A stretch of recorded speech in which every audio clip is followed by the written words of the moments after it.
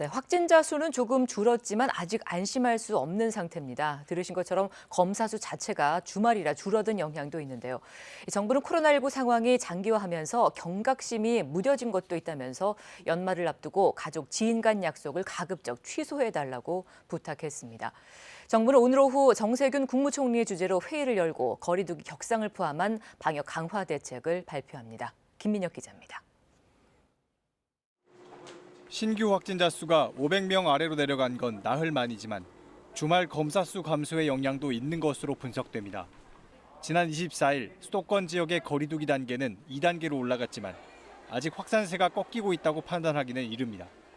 코로나19 상황이 장기화하고 피로감도 가중되면서 어느새 거리두기에 대한 경각심이 무뎌지고 있다는 지적도 나옵니다.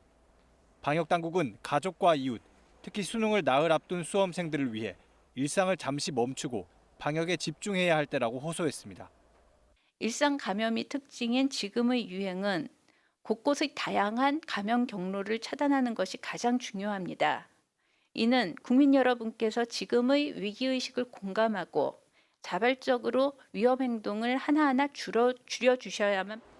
특히 세 가지를 부탁했습니다. 먼저 연말까지 될 수 있으면 모임과 약속을 취소해달라고 요청했습니다. 또 밀폐된 다중이용시설 출입도 삼갈 것을 부탁했는데 특히 환기가 어렵고 마스크를 쓸 수 없는 곳을 피해달라고 강조했습니다. 또 열이 있거나 기침 등의 호흡기 증상이 있으면 출근이나 등교를 하지 말고 가까운 선별진료소에서 신속히 검사를 받아달라고 부탁했습니다. 정부는 오늘 오후 정세균 국무총리 주재로 코로나19 대응 중대본 대책회의를 엽니다. 이 자리에서 수도권과 전국의 사회적 거리두기 격상 여부를 포함해 방역 강화 대책을 놓고 다양한 논의가 이뤄질 것으로 보입니다.